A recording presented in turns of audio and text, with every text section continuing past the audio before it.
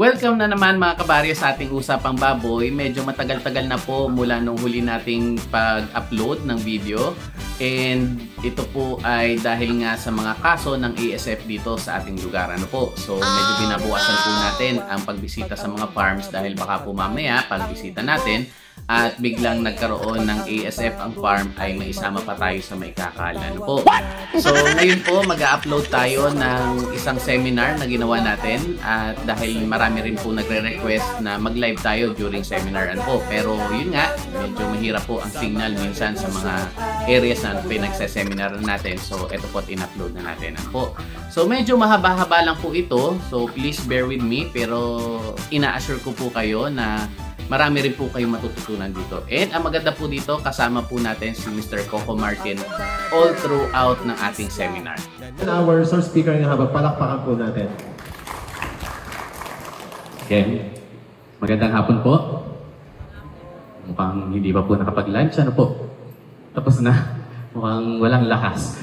Anyway, katulad nga po na sinabi ni Sir Jay, ano po, oras de peligro. Pero kung may makakatulog man, ano po, huwag sana maingay para di ma-istorbo yung katabi. Anyway, so ang ating po pag-uusapan, ano po, so last time po na bumisita kami dito, siguro last year. And then, doon po ay, anong barangay ito, Sir Jay? Itlugin? Ilugin. Okay, so doon po, pinag-usapan natin ay basic swine racing guide. So ngayon po, medyo improve na.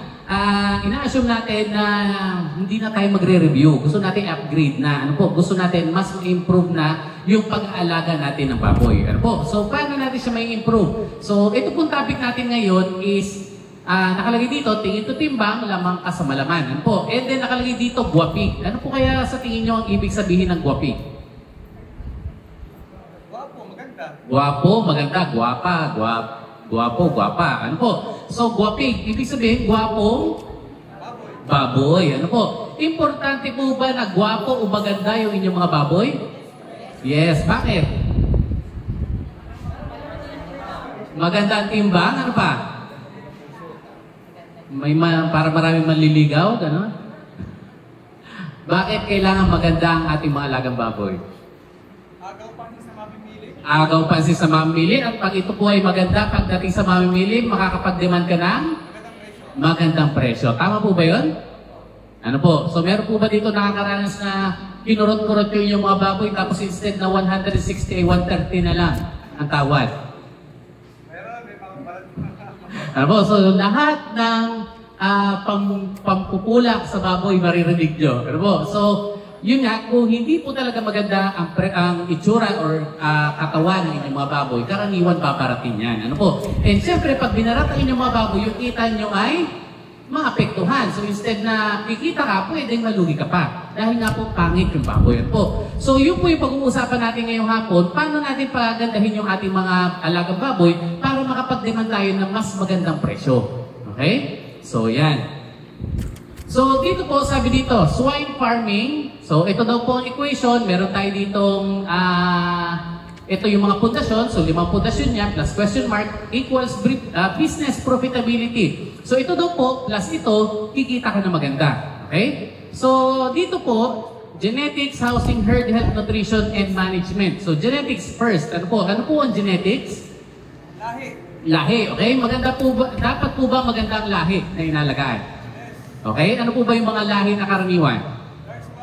Large white, landrace, durok, pitrin, at kung ano-ano pa. Okay? So, mamaya po i-discuss natin yan. And then housing. Importante daw po ba ang magandang pabahay para magkaroon ka ng magandang baboy? Yes, ano po? So, mamaya i-discuss din natin yan. Herd health. So, maganda po ba dapat nagbibigay tayo ng mga vitamina? Nagbibigay tayo ng mga bakuna? Ano po? Kasi kapag ang inyong mga baboy ay nagkasakit, anong mangyayari?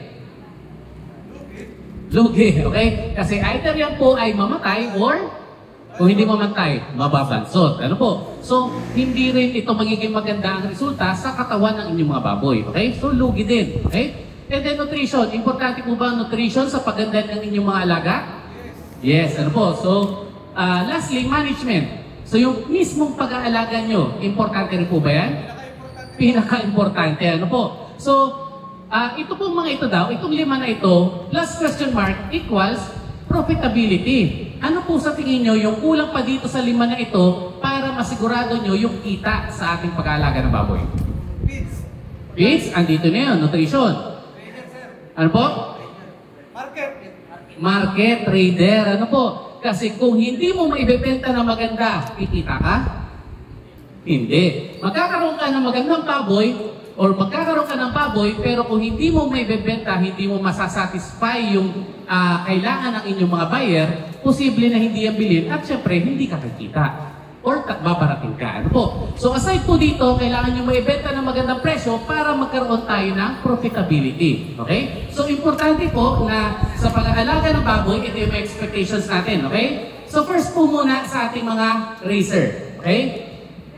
Sa ating po mga racer, kapag kayo nag-aalaga ng baboy, ano ang inyong mga ini-expect sa inyong mga alagang baboy? Ano yung mga gusto nyo makita sa inyong mga alagang baboy? Mabilis na paglaki. Okay? Ano pa?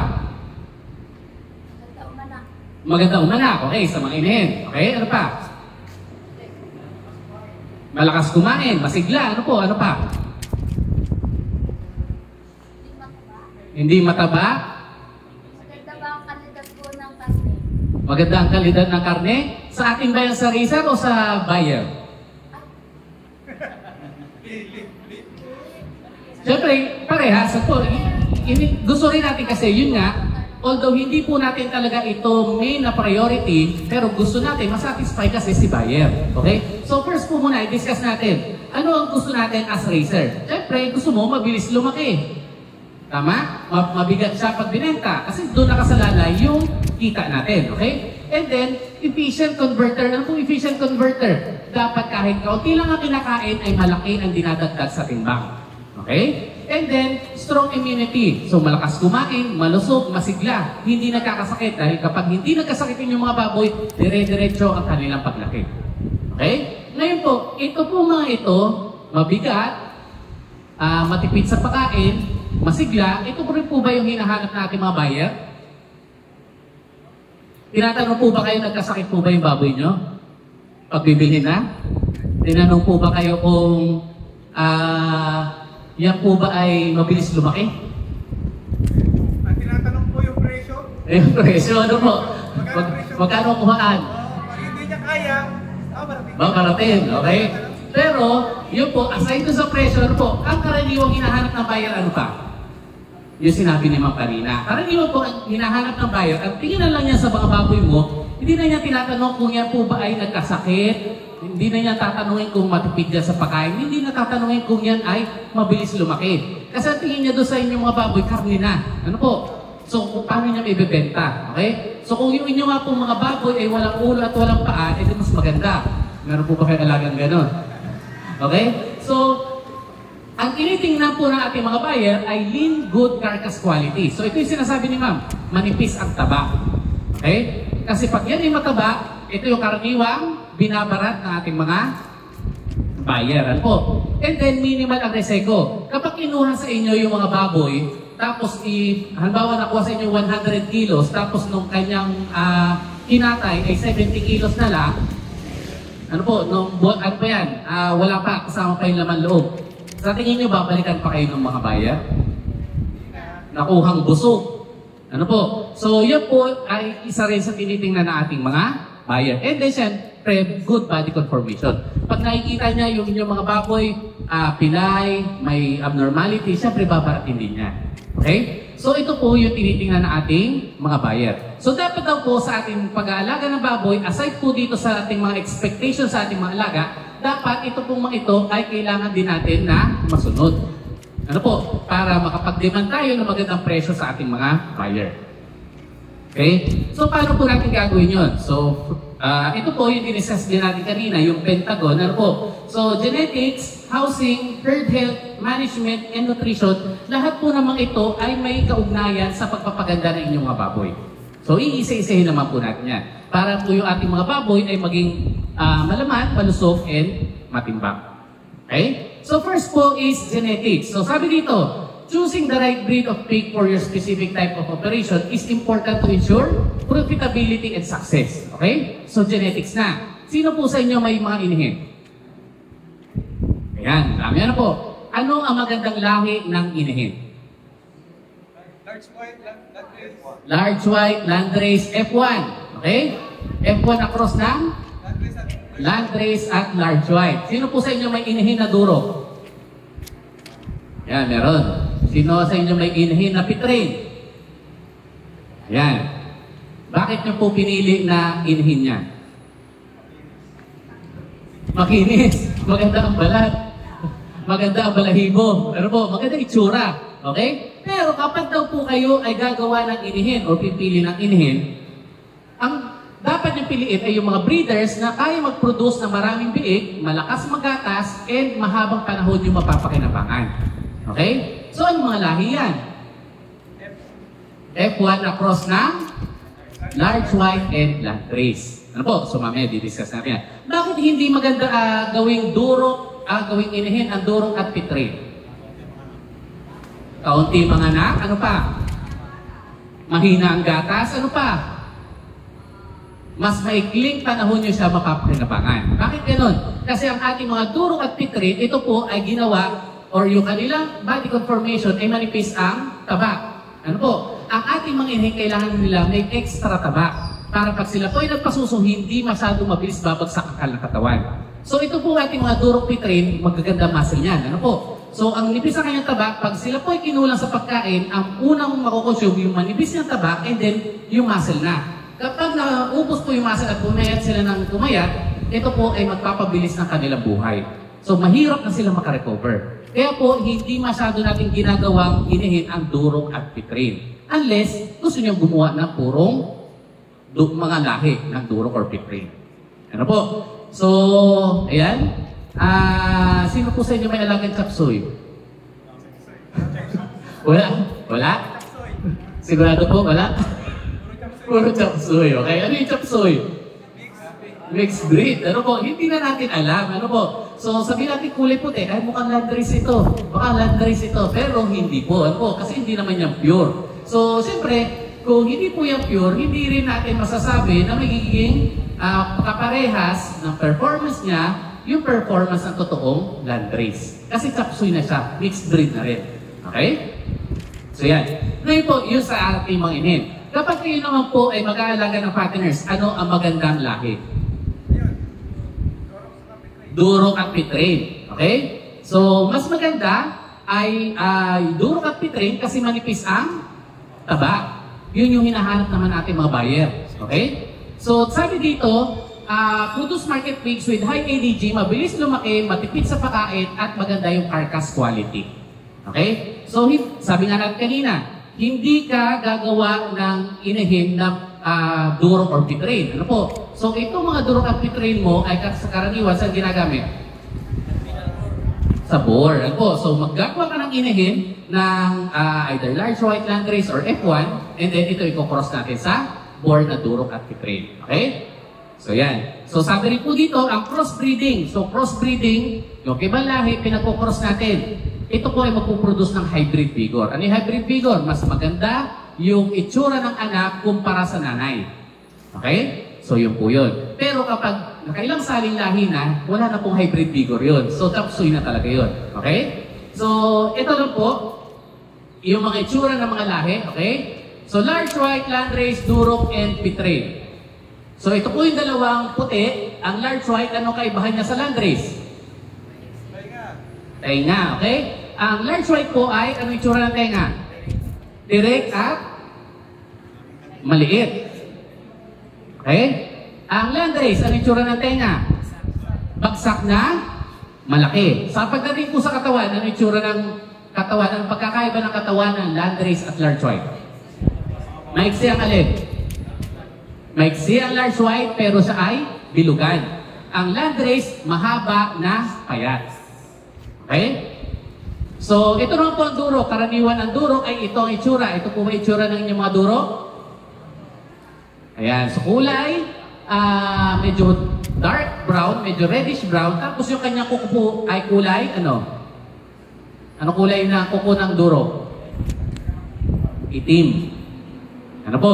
So, kulay itim karaniwan ang kuko nila. And then ang pitrin po, ito naman siya. So baka kung may makita kayo dyan mga batik-batik, ay sabihin yung pitrin na. Pag minsan po, native batik-batik din. Okay? So karaniwan po, mga pitrin, ayan. So yung po mga dark spots niya, medyo light doon sa panabi. Then mas dark doon sa may gitna. Ano po? So makikita ninyo naman po itsura. So mas maganda ang muscle kumpara dito sa dalawa. So ito po mga ito, large white landrace, durok at pitrin. Alin po dyan ang ginagawang inahin? Large white and landrace. So ito po yung maternal lines. Okay? And then, ang ating durok at pitrin ay board or terminal lines. Okay? So yan. So ito po yung magiging guide natin para makapaggawa kayo ng magandang inahin para mas maging productive at profitable ang ating pag-aalaga ng baboy. Kasi kahit minsan po, sino din nakaranas, ang inyong mga baboy kulay puti, pero karaniwan na anak ng kambal. Meron ba? O triplets. Okay? So kahit napuputi siya, kasi nga, medyo chapsuy na. Hindi na po natin masasabi na maganda ang kanilang performance kasi chapsuy na. Ano po? So mas maganda pa rin na magkaroon tayo ng isang pagkukunan ng lahi na talagang galing sa maayos na mga breeder farms. For example, kay Sir Teddy or yung iba pong ginagawa ninyo, ano po. So pwede kayo mag-upgrade kung hindi kayo bumibili ng mga gills, dumalaga. Kasi magkano ang dumalaga? Sino na po dito nakabiling dumalaga sa labas? 35, 36. Pag tumas po ang presyo niya, nagka-38 yan. Tapos, pag minsan 4 months pa lang dadating sa inyo. So, anong mas mura na pang-upgrade ng inyong lahi? Si Mia. Okay? Medyo matagal lang, pero pwede nyo po yung unti-untiin hanggang gumanda inyong lahi and makuha nyo yung magandang performance ng mga lahi na ito. Okay? So, yan. Sa tingin nyo po, gano'ng karaming mga naka-large white at landrace? 16 pataas? Okay. So, yun na po yung mga bagong lahi. So, mamaya po, i-discuss natin. So, ito po yung sinabi natin kanina na po. Kapag meron kang GP large white and GP landrace, so ito yung mga maternal lines. Purong large white, purong landrace, ito yung ipagkocross natin. So, cross-breeding natin sila para makapag-produce ka ng isang F1. Okay? So, ito po yung ideal na breeder. So, kahit na po sabihin natin, maraming mga anak naman si large white, maraming mga anak si landrace, pero mas maganda pa rin po itong cross nila. Sabi natin kanina, hybrid vigor. Sabihin po natin, ito si large white ay nanganak ng 12. Si landrace ay nanganak ng 12. Ito pong si F1 ay pwedeng manganak ng 14. Ano po? So, yun yung sinasabi natin hybrid vigor. Mas maganda yung katangian ng anak nitong dalawang purong lahi. Okay? So, ngayon po, meron ka ng F1. Saan mo ito i-cross para magkaroon ka ng magandang partner? Durok at pitrin. Okay? Para magkaroon ka ng isang ideal na market pig na mabilis lumaki, matipid sa pagkain, at good carcass quality, guwapig na baboy. Ano po? And then, paano naman halimbawa, kung gagawa ka ng inihin, ito po ba pwede nyo gawing inihin? Pwede rin, pero dito ka nagsisimula magkaroon ng chop suey, dito ka nagsisimula magkaroon ng problema. Yung hindi naglalandi, ang liit ng sipit-sipitan. Ano po? So, kasi hindi na kakauntian na, kasi hindi na po siya ginawa para maging breeder. So, kung kayo po ay gagawa ng breeder, meron kang F1, saan mo i-cross?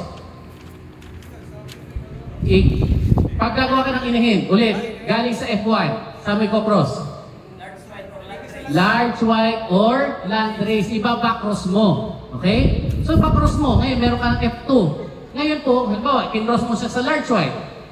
Sa susunod naman, so meron kang 75% large white, 25% landrace. Pwede mo siyang zigzag, parang backcross ng zigzag. Ano po? So, mangyari lang, yung anak niya, i-cross mo ulit sa landrace.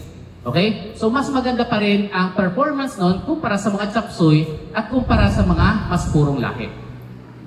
Okay? So, yan. So, new generation. Sabi natin kanina, sa tingin nyo, ilan na ang iniaanak ng mga purong lahi? Karaniwan po sa atin, ang target natin 10 lang. Tama? Ano po target nyo pag nanganganak nyo inihin? Ilang biig? 14. Target po yun. Lagi po ba natin nakukuha? Pag minsan, hindi. So pag naglalagay po kayo ng target, doon lang sa medyo achievable. Achievable lang. Ano po? So normally po, ang target natin dito sa Pilipinas ay 10.5. Okay? So kaya po ba yun? Achievable ba yung 10.5? Average.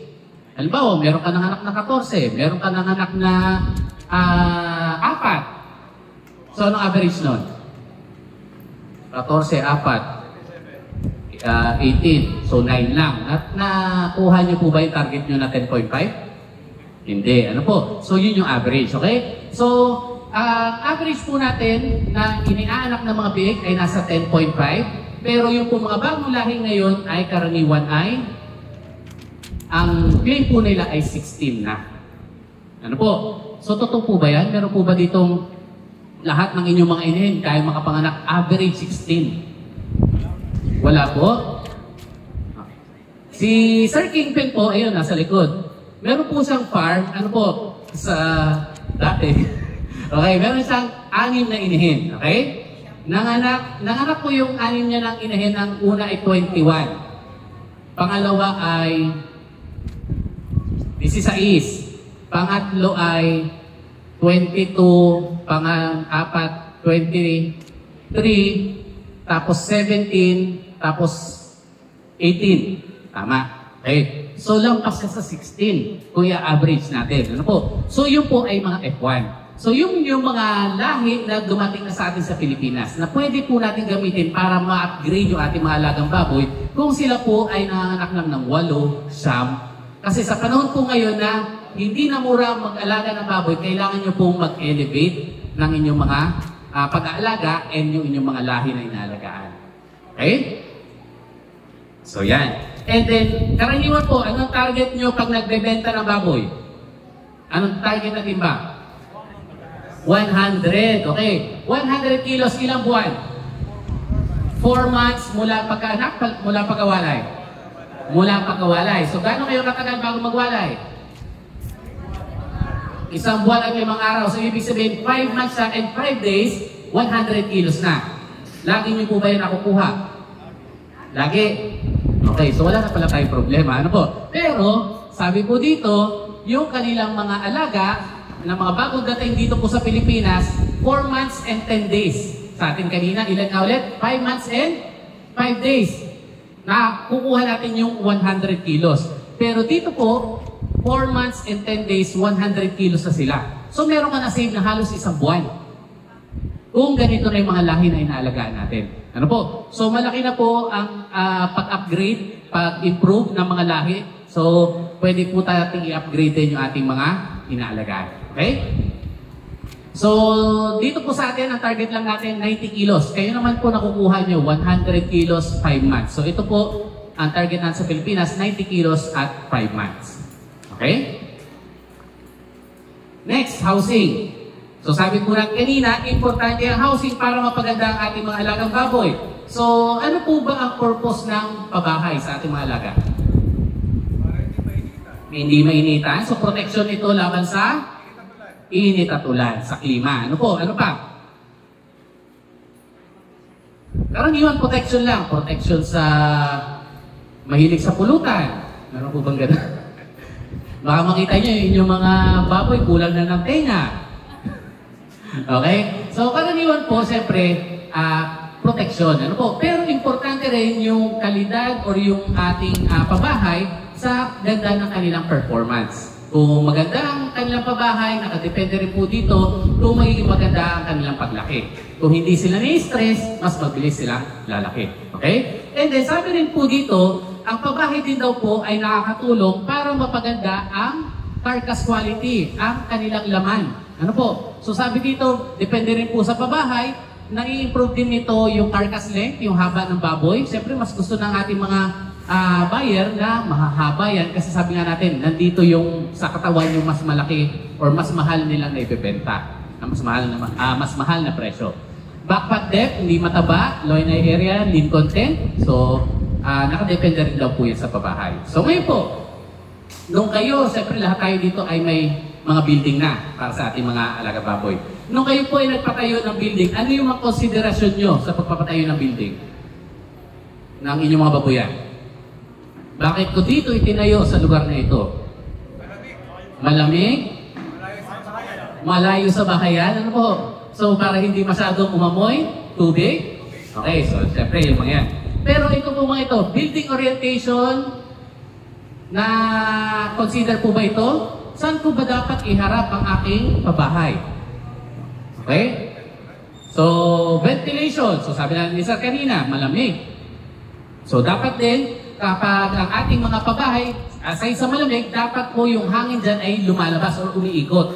Okay? So, dapat may maganda ring ventilation. Ambient temperature, so yun, dapat malamig. Pen types and area requirement. Okay? So, isa-isahin po natin ulit. Building orientation muna tayo. Sabi po dito, ang building daw dapat ay east-west orientation. Ano po yung east-west orientation? Saan ang east? Dito. Ah, tama ba? Dito. Tama, dito. Dyan. Dito? Tingnan nga natin. Okay, basta dyan. So, ano ang importansya alam natin ng east? Saan ba sumisikat ang araw? Sa silangan. Okay, so east. So, saan lumulubog? Sa kanluran, sa west. Okay. So, dapat daw po ang orientation. So, assuming po na nandito ang silangan, nandito ang kanluran. Tama ba? Tama. Silangan, kanluran. So, yung araw po, pag ganito punta. Ano po? Ngayon po, assuming po na itong building na ito ay pag ganun ang haba. Ito pong building na ito, pag ganun ang kahaba. So, ibig sabihin, kapag umaga po, nasa nasikat ng araw? Nandito. Kalahati ng building mo ay exposed sa init sa araw. Ano po? Paghapon, kalahati ulit ng building mo, exposed na naman sa init. Ano po?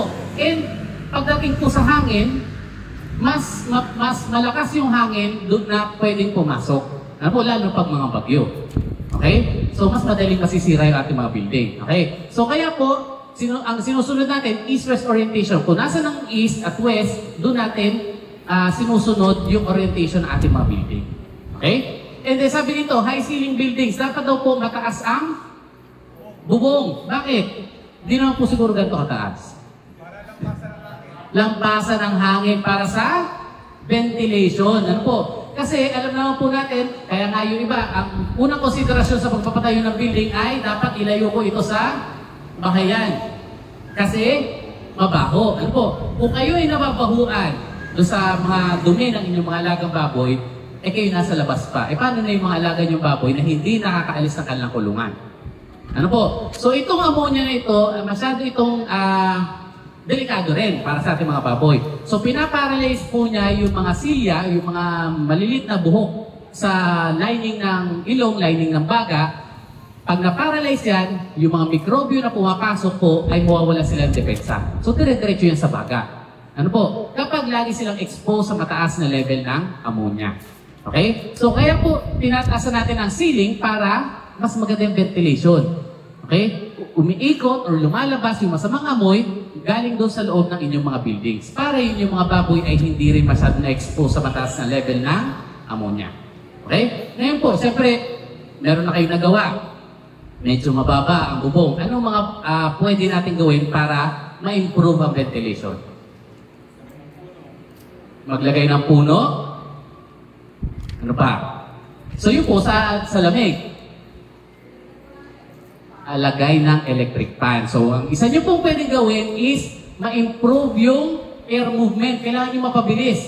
So, maglagay ka ng electric fan. Pwede yun. Ano po? Lalo na kung mainit. Okay? So, aside po sa ammonia, siyempre, kapag hindi rin po magandang ventilation, mainit din dyan sa loob. So, yung mabilis na hangin na pwedeng humigop or tumulak ng mainit na hangin sa loob ng inyong mga building, malaking tulong yun sa ating mga baboy, lalo na sa ating mga inihin at fatteners. Okay? And then, monitor type roofing. Ano po yung monitor type roofing? Kasi meron po tayong tinatawag na gable type, semi-shed type, monitor. Or semi-monitor. Ano po? So, meron kang bubong, meron ka pang isang maliit na bubong sa taas. So, may butas ka sa gitna. So, ito po ay ginagamit sa mga mas malalaking building. Mas marami kang alaga, mas mataas ang ammonia. So, may butas sa gitna. Pero may bubong dun sa taas. Okay? Next po, ambient temperature. Sabi dito, maintain thermoneutrality. Ang ating po mga baboy ay may iba't ibang temperatura na kailangan habang sila ay lumalaki. Tama? Ano po, iba't ibang stage, iba't ibang temperature na kailangan nila. For example, ang biik. Ano pong gusto niyan? Mainit o malamig? Biik. Mainit. Ano po? Kaya nga po kapag ang ating mga biik, kapag bagong anak yan, naglalagay pa tayo ng ilaw. Ano po? Ng brooder lamp. Okay? Ang ating po mga partner, ang ating mga inin, ano gusto niyan? Malamig. Ano po? Kaya pag summer, hinihingal yung mga yan. Ano po? So sila ang mas sensitive sa init. So kapag po hindi natin napoprovide yung tamang temperatura sa ating mga baboy, depende sa kanilang laki, may stress yan. And kapag na-stress po ating mga baboy, mas prone sila sa sakit. Kasi bumabagsak po ang kanilang immunity. Okay? So importante po na ibigay natin, i-provide natin yung mga tamang temperatura. Ang ating po mga biik, kapag sila po ay magbata pa, lalo na kapag sila ay sumususo pa, maglagay kayo ng ilaw, lalo na kapag malamig ang panahon. Okay? Ang ating mga partner, ang ating mga inahin, pag nakikita nyo na medyo hinihingal, napakainit na paligid, maglagay kayo ng fan. Okay? So, importante po ibigay natin yung gusto nila para maganda ang kanila at komportable ang kanilang pamumuhay. Okay. Pen types. Ano po ang itsura ng inyong mga kulungan dito? Meron po ba kayo ng mga elevated na kulungan? Mga nakataas? Normally ay yung square na concrete. Ayan, okay? So, meron din po tayong ibang-ibang itsura ng mga kulungan. Ano po? So, ito, yung tinatawag natin gestating stalls. Ang mga buntis po ay nilalagay natin dito sa, yung iba tawag Bartolina. Kasi hindi na sila makagalaw. Ano po? So, dito po makikita nyo, isang inihin, isang Bartolina. Isang stall siya. So, maganda po dito, nakakasave ka ng space. Okay? Makita nyo rin po dito, ito ay elevated din. Although karamihan po sa atin, ang mga kulungan ng mga inihin, concrete siya. Solid na concrete. Ano po? So ito po concrete pero slatted. Bakit ganon? Mabilis maglinis at kung binasa mo man, mabilis siyang matuyo. Kasi ayaw din po natin ang ating mga inihin ay laging nabababad sa tubig. Ano po? Kapag laging nabababad yung paa sa tubig, ano mangyari? Lalambot ang kuko. So dito na magkakaroon ng problema po. So pwedeng mabulok yung kuko, pasukin ng kung ano man. So after po madamage yung paa, ano mangyayari? Mapipilay. And kapag napilay po ang breeder, ano nga ang pinakamabisang gamot? Cotyliomycin. Ano po? So pinakamabisang gamot, cotyliomycin. Okay? So dito po natin nilalagay yung ating mga buntis na inin. And then 1 week po, bago sila manganak, nililipat naman natin sila sa farrowing crates. Ano mga farrowing crates? Dito po, nanganganak ang ating mga inin at dito sila magpapasuso ng kanilang mga biik. Okay? So ano naman po itsura nito? So elevated din siya. Dito po sa gitna natin nilalagay yung inihin. Dito naman sa dalawang tabi yung kanyang mga biik. So makapansin nyo po, yung flooring ng inihin, slatted din, pero ito ay bakal. Ang bakal po ba ay malamig or mainit? Malamig. Kasi ang gusto ng inihin ay malamig. Ano po? Ngayon po dito sa ating mga biik, plastic na slatted. Okay? Dahil ang plastic po, malamig o mainit? Mainit. Kasi ang gusto natin piglets ay mainit. Ano po? So pinoprovide natin kung ano yung kailangan nila para po mas maging komportable yung buhay nila. Ano po? So slatted din siya para mabilis maglinis at kapag sila po ay binasa natin, hindi matagal mababasa yung flooring. Kasi kapag lagi rin pong basa ang flooring ng mga biik na sumususo, karaniwan ay mataas ang kaso ng pagtatae. Okay? Next. So dito po, usually po, pag tayo ay nagwawalay, 28 days. Ano po, hindi na natin ginagawang 35 days. 28 days to 30 days. Ngayon po, 28 to 30 days, si inahin, ibabalik nyo sa gestating stalls. Si biik naman, ilalagay nyo sa nursery pen. Okay? Nursery pen po, ito yung mga winalay nyo na biik. So dito, magtatagal sila ng 1 buwan. Kasi dito po, biik pa rin naman sila. Medyo sensitive pa rin sila sa lamig. Elevated pa rin po ito, slatted pa rin yung plastic flooring. Ano po, yung kanyang flooring, slatted na plastic pa rin. So dito po, actually pwede nyo naman basahin kasi mabilis siya matuyo. Pero ang ating po mga biik na bagong walay, hanggang 1 buwan ay hindi muna natin masyadong pinapaliguan. Okay? Kailan po ba kayo nagsisimula magpaligo ng mga baboy? Pagka-anak? Ano po? Starter stage. Okay? So, pero pag ganito po ang inyong mga kulungan, pwede naman kayo magpaligo. Mabilis naman sila matuyo. Ano po? So, lalo na kapag mainit. Pero kung concrete na solid, medyo pwede nyo i-delay. Kasi yun nga, kapag sila po ay nilamig, posible magtayo sila yung stage ng pre-starter stage nila. Okay? So, 1 month po sila magstay dito, and then after po noon, 60 days, yung iba 75 days, saka natin sila binababa sa concrete flooring. Okay? So, dito po hindi na sila masyadong sensitive. So, dito na sila starter grower hanggang sila ay may benta. Okay? So, yan. Next po, space requirement naman tayo. So, sabi dito, over and under stocking can lead to poor growth performance and carcass quality. Ang masyado daw pong sikip at maluwag na kulungan ay nakakasama sa ganda ng katawan ng inyong mga baboy. Tama po ba yun? Bakit? Kapag sikip ang kulungan, anong mangyayari sa inyong mga baboy? May stress. Okay? Ano po ang mangyayari? Mabagal ang paglaki. Dahil sikip. Dahil mainit. Dahil mataas ang ammonia. So, pag na-stress sila, bagsak ang immunity, magkakasakit. Okay? So, pangit po kapag sikip. Kapag maluwag, bakit pangit? Nagtatakbuhan. So, ano po mangyayari? Yung kinakain nila, instead na dadalhin nila para kalakihin ang kalakatawan, ay nauubos dahil sa katatakbo, kauguli. Ano po? Kasi napakalaki ng kanilang kulungan. And kapag po masyadong malaki ang kulungan or maluwag ang kulungan, malamig din ang paligid naman. So yung extra na kinain nila, i-convert nila sa init ng kanilang katawan para hindi sila lamigin. Ano po? So ibig sabihin nangyayari, kumakain sila ng mas marami, pero yung laki nila ay hindi ganun kaganda. Ano po? Nagre-require sila ng mas maraming nutrients. Okay? So sabi po dito, ito daw yung space requirement na kailangan. Okay? Pag piglets po, ito yung mga pre-starter, yung mga winali natin. Sabi dito ay 0.3 to 0.35 square meter per piglet. Okay, so unang tanong po, ano ang sukat ng inyong mga kulungan?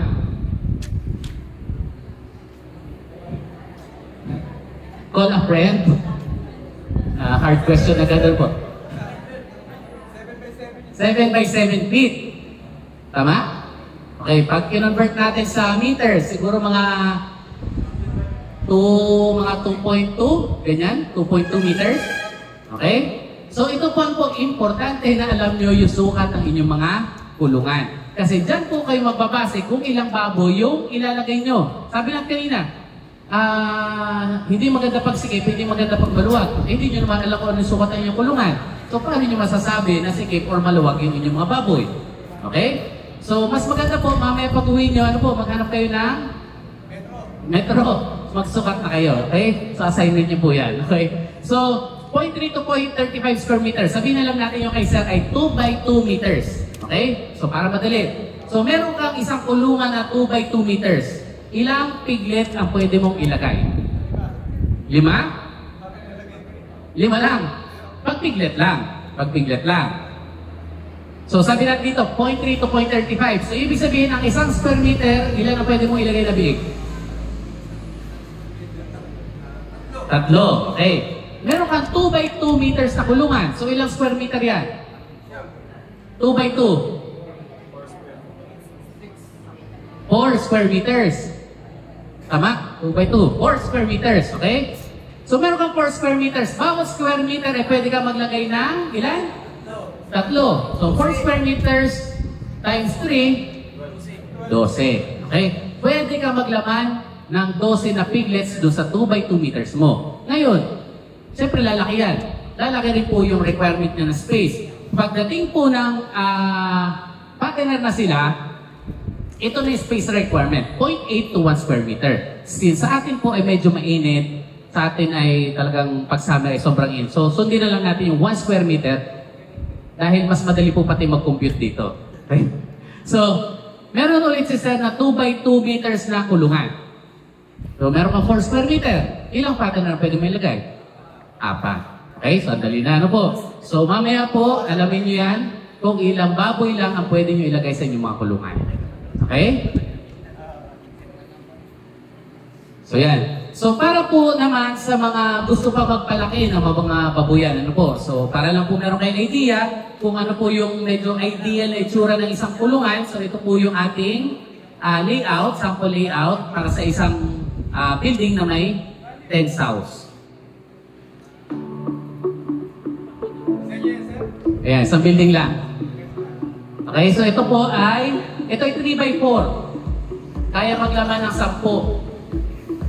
Ano po, kasi kaya siya 10 lang kasi kumain din ng space yung feeding trough. So feeding trough nyo po, mas maganda may head guard yan. So makapasin nyo po, meron nyo sa labas. Para yung pagpapakain nyo, hindi nyo ipapasok sa loob, dun lang sa labas. Ito po yung nursery pen. So dito nyo nalalagay yung mga biik na winalay. Ito naman yung farrowing pen. Then ito naman po yung gestating pens. Ayan. So aliwalas ano po?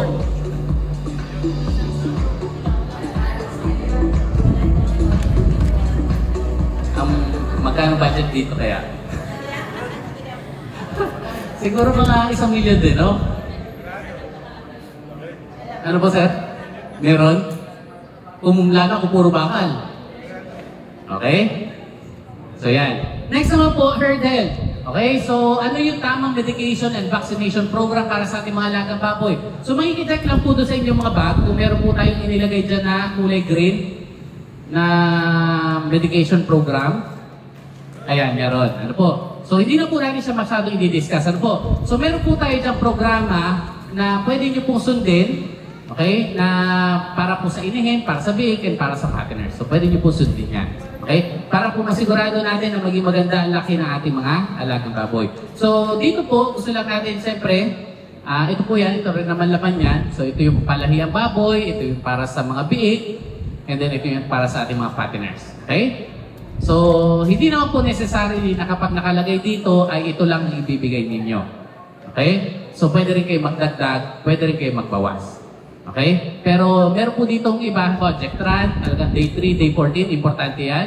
Bexan, kailangan nyo rin po magbigay, lalo kapag nai-stress. Okay? And then, ito pa. So, mga para sa ating mga inin, magpurga ka bago mga anak. So, yan. Kailangan po yan. So, check nyo na lang po dyan. Pero dito lang po, gusto lang natin ma-emphasize na hindi ito kasama pala dyan. Ano po, meron tayong tinatawag ng Mistral. Meron na po nakagamit dito ng Mistral? Wala pa? Ayun si sir, ay si ma'am. Sir, okay? So, Mistral po, anong unang stress na mararanasan ng baboy? Lamig. Unang araw pa lang nila sa mundo, stress na agad sila. Bakit? Nilalamig. Kasi ang ating pong inihin, ang katawan ng ating inihin mainit yan. So 39 degrees Celsius, around ganyan yung temperature niyan. Tayo po pag may 39, may lagnat na. Ano po? Pero sa ating mga inihin, normal na temperatura nila yon. Okay? Ngayon po ang ating mga inihin, karaniwan, anong oras nanganganak? Madaling araw, gabi, ano po, kung kailan malamig ang panahon. So si biik, galing siya sa mainit na katawan ng baboy, and then lalabas siya sa malamig na paligid, stress agad siya. Ang ating pong mga biik, kaunti lang ang energy na meron yan kapag sila'y bagong anak. Ano po? At kapag yan ay ginamit niya sa panginginig, kasi pag kayo po nilalamig, anong ginagawa nyo? Nanginginig, ano po? Kala ko magja-jacket eh. Kasi iba po sagot, magja-jacket. Hindi naman natin pwede bigyan ng jacket yung mga biik. Okay? So, karaniwan nanginginig tayo. Yung pag-inginig nyo, yan po ay kukonsumo ng energy. At kapag naubos agad yung energy ng inyong mga biik, ano mangyayari?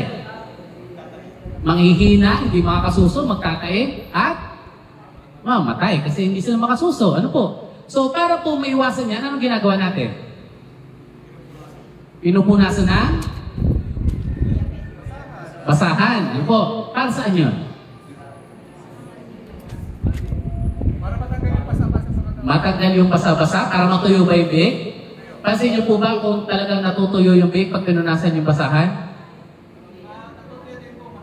Matagal lang. Ano po? So, hindi instant. Ano po? Pero karaniwan po, ang unang ginagawa natin, syempre, maglagay muna kayo ng brooder lamp. Ano po? Kasi yung brooder lamp, makakatulong po yun talaga sa pagtuyo. So, dapat before pa lang sila mga anak, naset nyo na yan. Na paglabas nila, meron silang lugar na mainit na. Ano po? And then, paglabas nila, So, punasan natin ang basahan, pero karaniwan po ang basahan, pangtanggal lang talaga siya ng mga nakadikit sa katawan niya. Ano po? Yung mga nakalagay sa ilong niya. Pero kung gusto niyo talaga matuyo ng mabilis, gagamit kayo ng Mistral. Ano po? Yan. So, mas mabilis matuyo ang mga biik, hindi niya makukonsumo yung kanyang energy, mas mabilis silang sususo. Kapag nakasuso sila, mas mabilis silang lalakas. Mas konti ang mamamatay. Ano po? So, sa mga nakagamit na po ng Mistral, ano po? Paano nga po ito ulit ginagamit? Paano siya ginagawa? Ginagamit? Budbud lang or punas po? Yan, ano po? Kasi yung ibang ginagawa, budbud lang talaga. Wala, hindi ko. Nangangalak. Opo, dapat talaga meron kang langgana. Ano po? So, yun. Sa mga hindi po nakagamit, ano po, ang Mistral para rin yung crispy fry. So, nakagamit po kayong crispy fry? Hindi pa? Ano po, chicken, ano po, lalagay nyo lang ng crispy fry. So, gano'n din. So, yung mga beef nyo po, yung Mistral, lagay nyo sa planggana, yung beef nyo, lagay nyo ng Mistral. Ano po? So, anong kaibahan ng Mistral at crispy fry? Masarap yung crispy fry. Huwag nyo piprituhin yung beef pagkatapos yung lagyan ng Mistral. Ano po? So, yan. Ang mga stress po, na nararanasan ng ating mga baboy, magpapabagsak yan ng immunity. Ano po? So aside po doon, yun yung unang stress na mararanasan ng mga baboy. Unang araw pa lang stress na sila.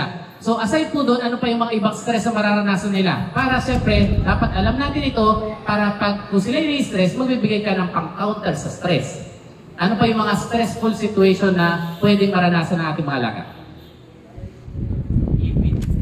Ipit. Talaga po stressful yun. Patay na eh. Okay. So, aside po doon, pag nagwalay kayo ng biig, stressful ba yan? Stress. Ano po? Pag nagkapon kayo ng biig, stress ba yan? Okay? Kapag naglipat kayo, nagbiyahe kayo ng mga biig o ng mga baboy, stress yan. Pag nagpalit ang kulungan, nagpalit ang temperatura, nagpalit init, ulan, stress yan. Kapag masyadong mainit, stress yan. Kapag masyadong malamig, stress din yan. Ano po? So, bawat stress po, mas maganda, meron kang pang-counter. Okay? So, pwede po, halimbawa, nagwalay kayo. Alam nyo may stress, bigyan nyo na ng Pexan. Vitamin B complex po yan. Ano po? So, kapag, halimbawa, naglipat kayo ng, nagbiyahe kayo ng mga baboy, pagdating, magbigay kayo ng Pexan. Ano po? Kapag mainit, magbigay kayo ng electrolytes. Okay? So, pwede rin itong digestate. Okay? So, yan po yung mga kailangan nyo unahin yung stress. Kasi yun nga, kapag na-stress, bagsak sa immunity, magkakasakit sila, and then babagal sila ng paglaki. Okay? Ito po pala kung paano siya ginagamit. Ano po yan, ha? Hindi yan. Ito po yung planggana, hindi po ito kawali. Ano po? So, maganda po kasi sa Mistral, kaya siya nilalagay sa planggana. Yung iba po kasi, meron din namang ibang drying powder. Pero pag ginamit yung drying powder na yon, hindi na siya magagamit ulit. Talagang tapo na. So ito po kasi Mistral, pag natuyo yan, pwede nyo gamitin ulit.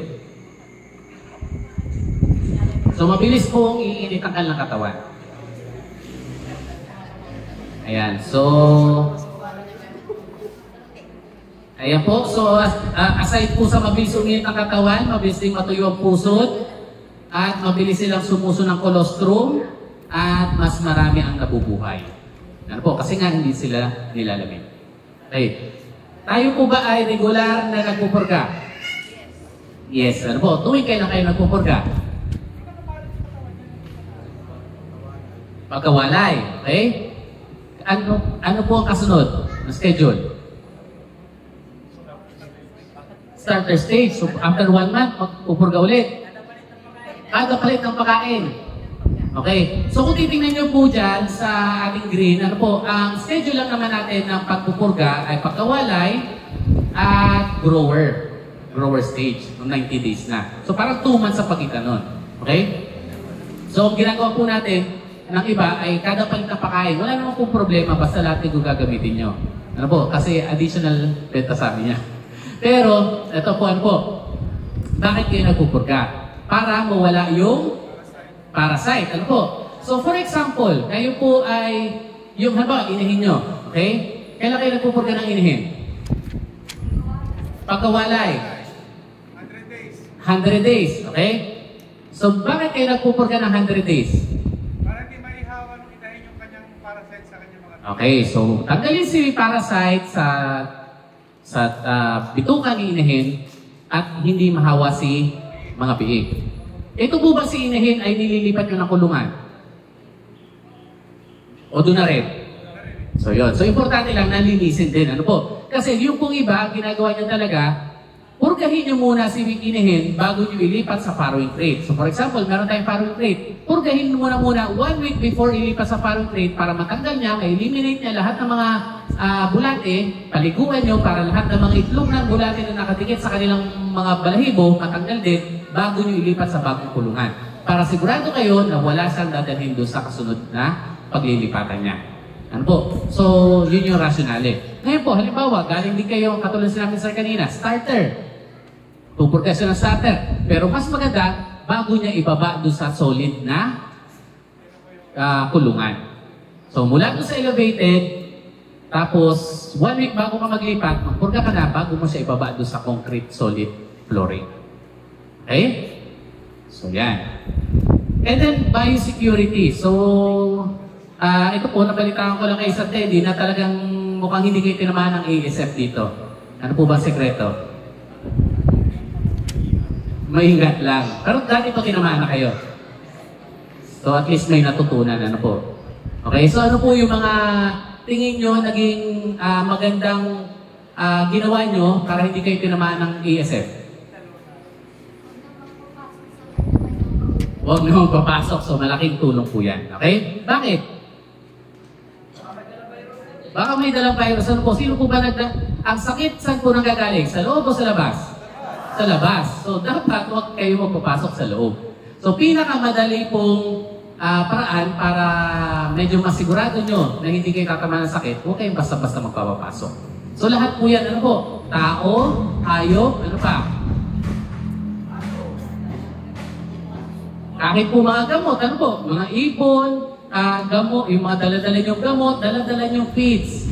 Okay? Kahit po feeds kasama yan. Okay? Kaya po siguraduhin nyo na malinis yung mga ipinapa. Kung magpapasok kayo sa loob, malinis yan. Okay? So, yun. So, yun po yung ating biosecurity. So, ito rin po, para lang po medyo ma-imagine natin. Ano po? So, yes ma'am.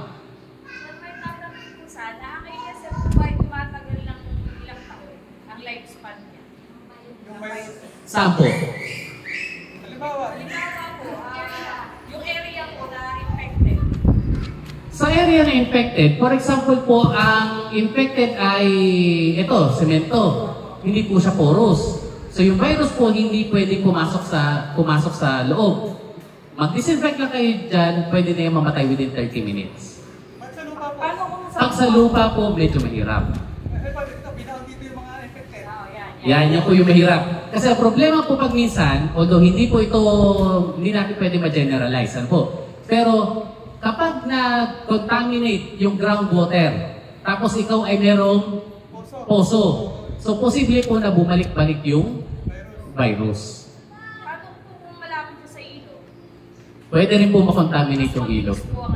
Opo, kasi kung mapapansin nyo po dati, nung unang tama ng ASF sa atin, hindi kayang ilibing ng mga taga Rizal, yung kanilang mga baboy, saan tinapon?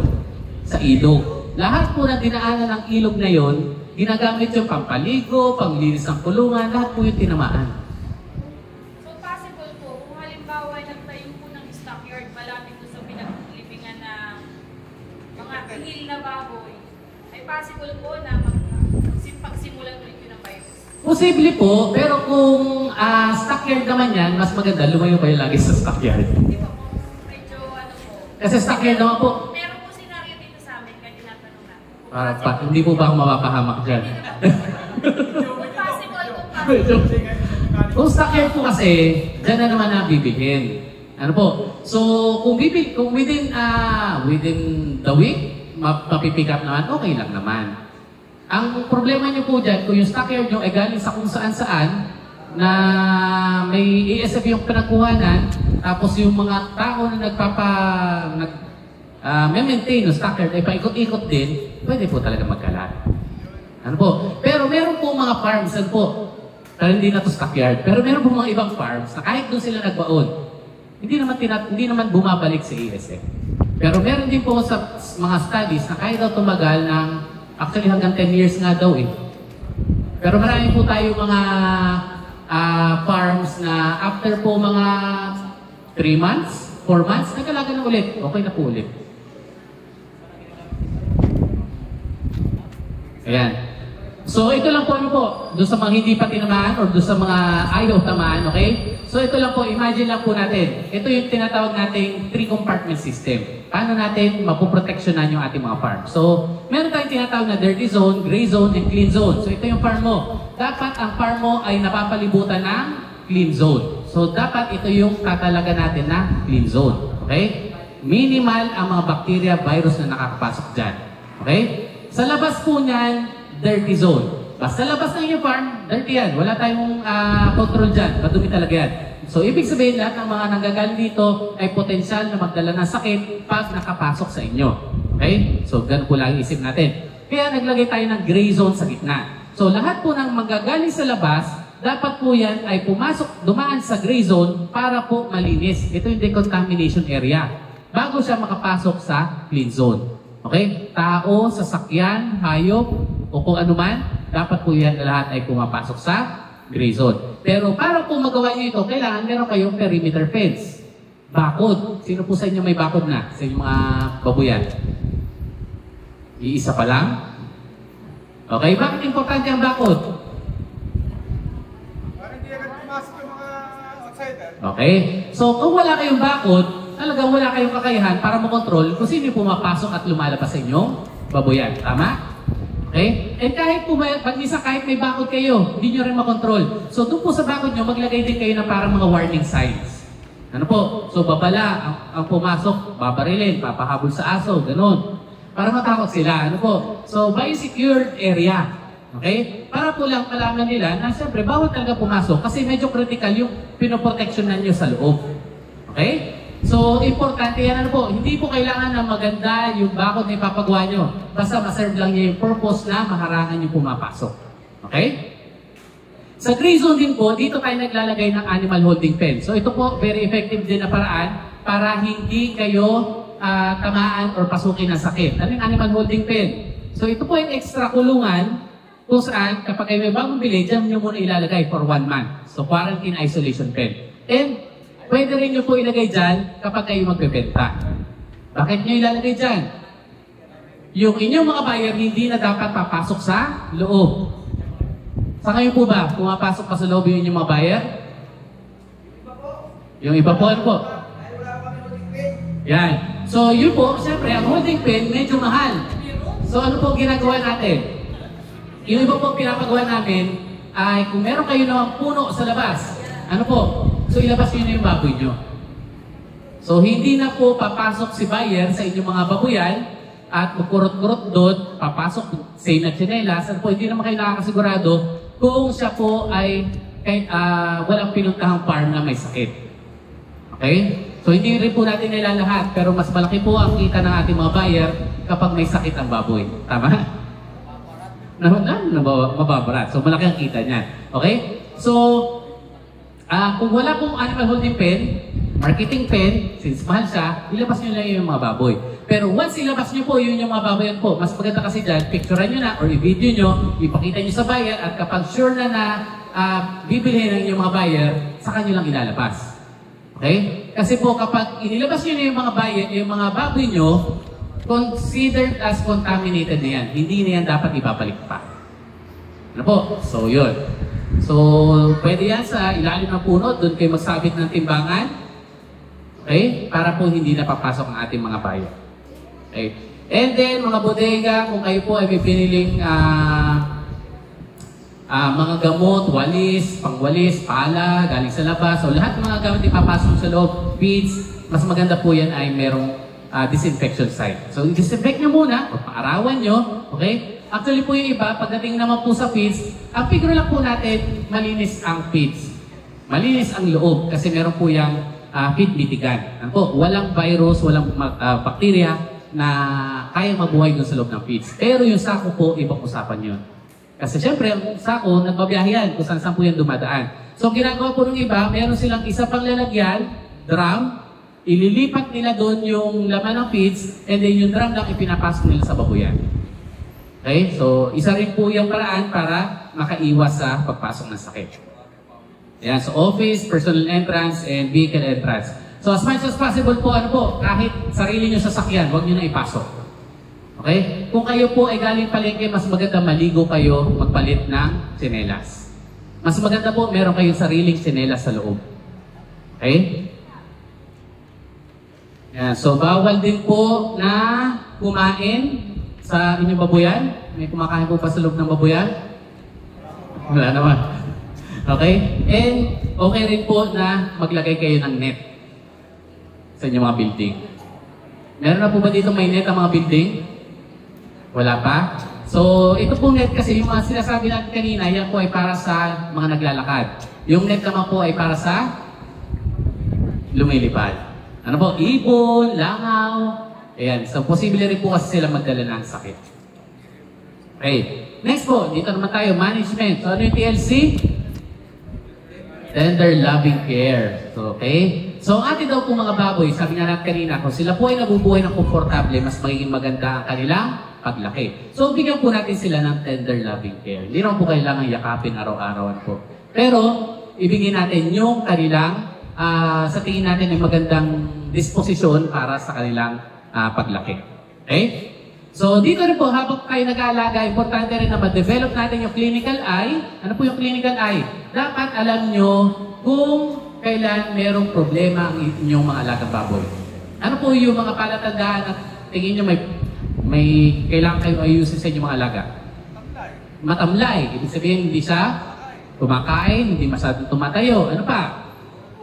Pinubo. Okay, so malamang may sakit yan. Ano pa? Nagsusuka. Okay, so karaniwan, mga sakit. Ano po? So kapag kayo ay may nakitang problema, ano gagawin nyo? Gamutin agad. O, tawagin natin si Greg. Okay, Greg, anong gamot? Okay? So, immediate action. Okay? So, importante po nung pag may nakita kayong problema, gawan nyo agad ng solusyon. Kasi pag pinatagal niyan, nagsusuka na yung aking mga baboy. Bukas na nga lang. Or sa isang araw na lang, okay pa naman. So, habang tumahaba po ang sakit, habang humahaba yung panahon na hindi komportable yung mga baboy, lumalaki yung epekto niyan sa paglaki nila.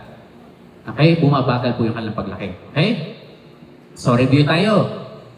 Ito, ano po problema nito? Walang gatas. Paano mo sabi walang gatas? Pinipiga. Matigas. Ano po? So, malamang matigas ito. Okay? Namamaga, mapula. Ngayon, ano po makikita niyo sa inyong mga baboy? Karaniwan po ba madaling makita ito? Ano una niyo makikita? Pag nagkaganito ang inyong inihin, ano una niyo makikita? Ayaw magpadede. Ayaw magpadede? Actually, pwede sila magpadede. Ang una niyo makikita dito, yung mga biik niyo nagtatain. Ano po? Bakit? Kasi walang padede. Pero, una niyo makikita, nagtatay yung mga biik. Ano gagawin niyo? Gagamutin niyo si biik. Gagaling, babalik na naman. Kasi, hindi niyo naitatama yung yan, okay? So, dapat, instead na yung biik lang ang ginagamot mo, gamutin mo rin yung inahin kasi ito yung source ng problema. Kaya po nagtatay si biik kasi wala siyang nutrition, bagsak ang immunity niya, magtatay siya talaga. So, ano gagawin natin sa inahin? Gagamutin. Pampatanggal na pamamaga, yun po. So, pwede nyo itong lagyan ng warm compress.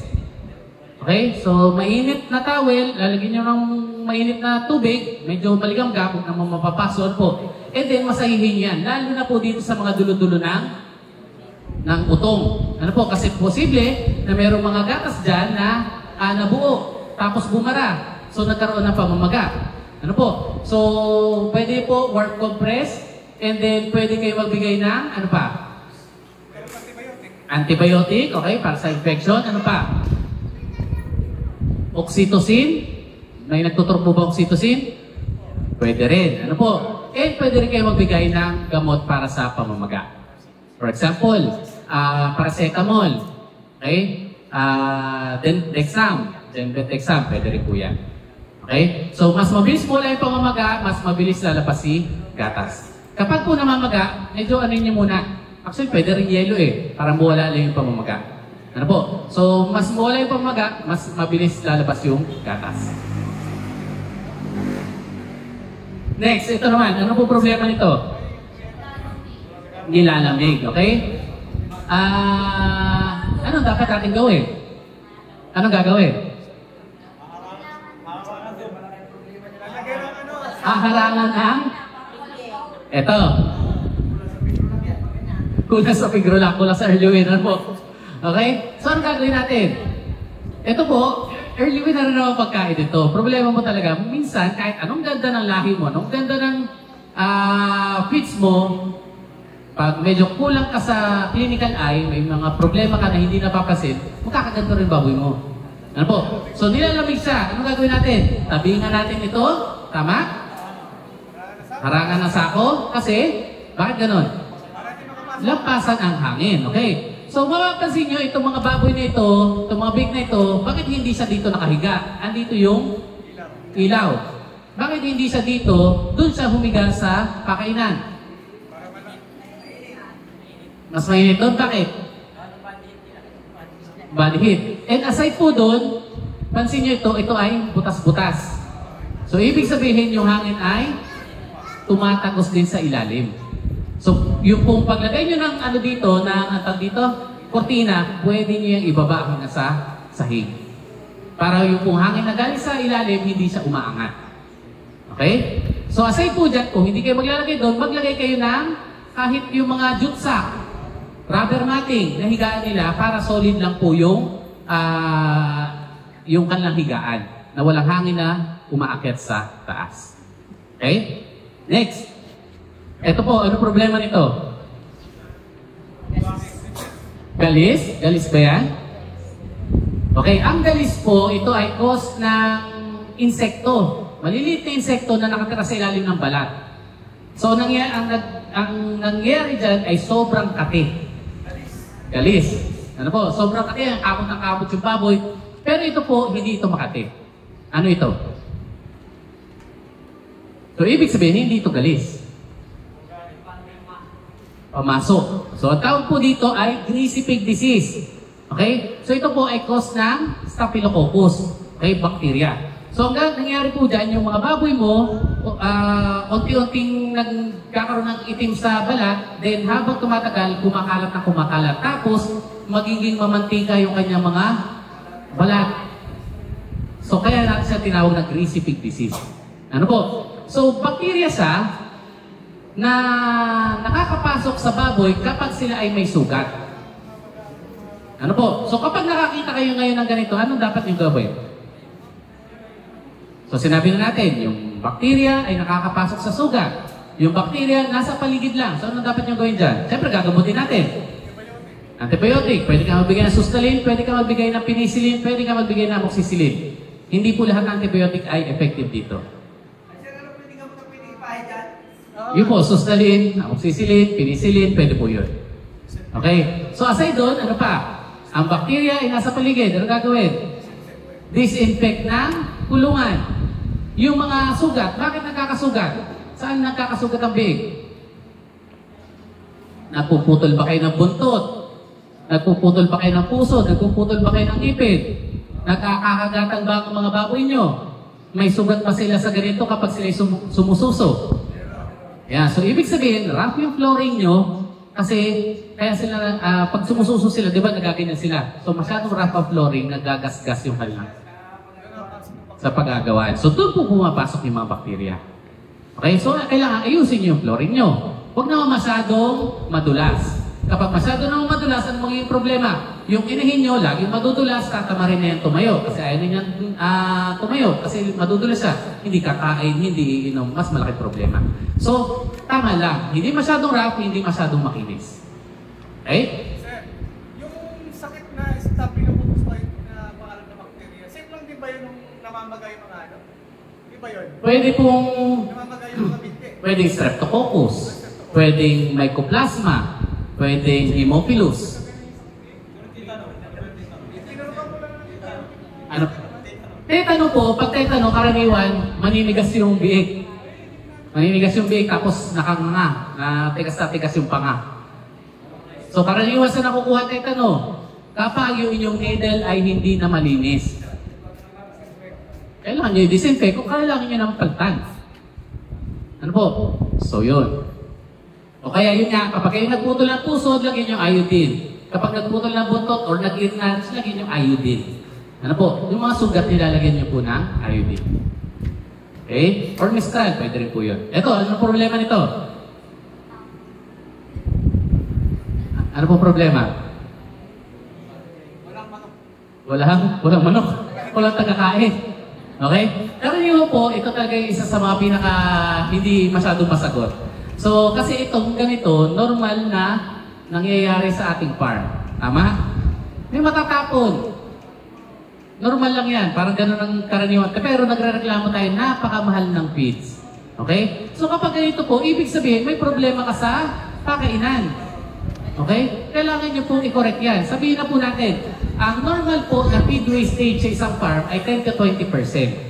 Okay? Isang feeds, magkano po isang sakong feeds? Sa tedi, magkano? Okay. Wala pa pong discount. Okay. So magkano po? Sabihin natin, ang figure lang po, medyo mahal. Sabihin na natin, 2,000. Okay? Para madaling mag-compute. 20% na 2,000, magkano? 400. Nakakaubos ka ng 10 sako isang linggo. Magkano nawawala sa'yo? 4,000. Pero sabi mo, normal lang naman yan na natatapon. Ano po?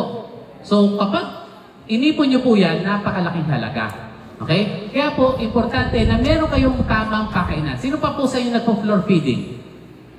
Walang magpakainan. Bisa maglagay lang sa sahig. Ayan, ano po? So yan po ang isa sa napakahagad sa feeds. Siyempre, ang feeds po, pag yan po ay naihian o nadumihan, kakainin pa po ba yung baboy? Hindi na. Karaniwan, ginagawa natin dyan, kasama na yan sa paglilinis. Doon na yan sa kanal. Manok ang aalagaan para hindi sayang. Ano po? So, yun. So, yun po, kailangan nyo pong i-revisit ang inyong mga pakainan. So, pwede kayong maglagay ng ano po, ng mga, kahit yung pahaba na pakainan. Ano po? Pero pag naglagay kayo nun, maglagay kayo ng head guard. So, pinakita na po natin kanina doon sa video. Maglagay po kayo ng head guard. Ang habas, ang pagitan siguro mga 30 centimeters. Ano po? Isang ruler. Okay? So, para po, meron silang enough space bawat isa. Okay? Kasi pag hindi nyo po nilagyan, pag isa ng mga baboy nyo, doon na nakahiga. Doon na rin tatay, doon na rin iihi. So, pag nagbigay ka ng pakain, hindi rin kakainin. So, kailangan nyo panlinisin. So, dapat po, lagyan nyo din. Yes, sir? Kakain sa labangan. Babara yung mga baboy. Yan, kalat-kalat. Ano po? So, mas maganda may head guard. Okay? O kaya auto feeder. Okay, ito naman po, last na. Ano problema nito? Nalulungkot mag-isa. Anong problema ni Beshi? Malaking problema, ano po? Hindi, pero ito po, kung tutuusin, meron itong mga baboy. Marami kasama ito, kumakain lang. Naglalaro lang. Siya yung nasaktuhan lang na siya lang yung napicturean ko. Pero ano po problema sa building na ito, sa kulungan na yan? Sobrang laki? Medyo malaki po, pero ano pa? Walang hangin, mataas ang pader? Pwede rin po. Pero itong farm po na ito kasi malakas masyadong hangin. Kaya siguro tinasa nila. Ano po ito? Ha? Painuman, drinker. Ayan, mataas. Ano po? Kapag kayo, sino po sa inyo merong nipple drinker? Yan, importante yan. Ano po? Para merong continuous access ang ating mga baboy sa pag-inom ng tubig. Kasi ang ating po mga baboy, kapag walang tubig, hindi kakain. Okay? So meron ka nipple drinker, pagkataas-taas naman. So anong problema? Hindi rin siya makakainom. Ano po? So sabi nga po natin kanina, napaka-importante ng tubig sa paglaki din ng ating mga baboy. Kaysa lalo sa pagkain nila. Sabihin na po natin, bigyan po kayo dito ng lechon, crispy pata, kung ano paborito niyong ulam. Ano po? Bulalo. Ate, huwag bulalo. Pero wala kayong isang basong tubig. Kaya nyo ba kumain ng marami? Hindi. Ano po? Ano po? Makamalugan, mabilaukan. Ano po? So, ganun din sa ating mga baboy. Kung hindi sila nakakainom, hindi rin sila kakain ng marami. Papansin nyo naman po yan, kapag kumakain nyo yung mga baboy, kakain, iinom ng tubig, babalik sa pagkain. So, mas maganda, meron silang nipple drinker, meron silang continuous na access sa tubig. Pero yung nipple drinker nyo po, ibabasin nyo rin yan sa edad ng inyong mga baboy. Kung halimbawa po sila ay starter pa lang, dapat ang height niyan, 1 foot. Kung sila ay grower na, 2 feet na. Kung sila ay inihin na, 3 feet na. Kung yun ay mga big pa, pre-starter, kalhating ruler lang po. So, pwede kayo, kung halimbawa nagwawala kayo dito, so ibig sabihin, meron ka dapat na 6 inches, 1 foot, and then 2 feet. O kaya naman, yung drinker nyo, ay pwede nyo iangat. Yan, pwede nyo iangat. Na-adjust. Okay? So, yun. And then next po, nutrition naman tayo. So sabi dito, satisfy animals' nutritional requirements for optimum performance. Okay? So siyempre, Pigrolac po. So sino po gumagamit dito ng Pigrolac? Marami na. Okay. So bakit Pigrolac? So Pigrolac po is a complete line of high-density diet that provides all the required nutrients and numerous special ingredients to support faster growth at lesser feed consumption. Mura po ba Pigrolac o mahal? Mahal. Tama? Mahal? Hindi na po ako kontra. Mahal talaga. Basta utang. Sa time na po bahala doon. Anyway, so yun po. Wala naman po talagang feeds na mura na maganda. Ano po? So, ano po natin sa Pigrolac, medyo may kamahalan po siya, pero sulit siyang gamitin. So, bakit sulit siyang gamitin? High nutrient density diet po siya. So, ano ibig sabihin nun? Konting feeds lang kailangan kainin, pero malaki ang nadadagdag sa timbang. Totoo po ba yun? Depende sa lahi. So, malaking factor pa rin po, siyempre ang lahi. Pero, assuming na parehas po na lahi, meron po dyan na, halimbawa, Pigrolac ang pakain, 4 na bags lang hanggang sa mabenta. Ano po? Hindi lalaki. Tama po yun. Okay. So, yun po, ano po, mas matipid ibigay ang Pigrolac. So, kung magko-compute ka sa huli, medyo mahal siya, pero pag nag-compute ka sa huli, posible po na mas maganda pa yung kita natin kahit mahal yung feeds kasi konti lang yung gagamitin. Okay? So, aside po doon, ang ating pong Pigrolac meron yung iba't ibang mga ingredients ano po, para mas masigurado natin ang magandang paglaki. So, at sa Pigrolac po, meron tayong sinama na fast grow technology. Okay? So, meron po siyang lifeguard. Ito pong lifeguard para medyo layman, mas madali maintindihan.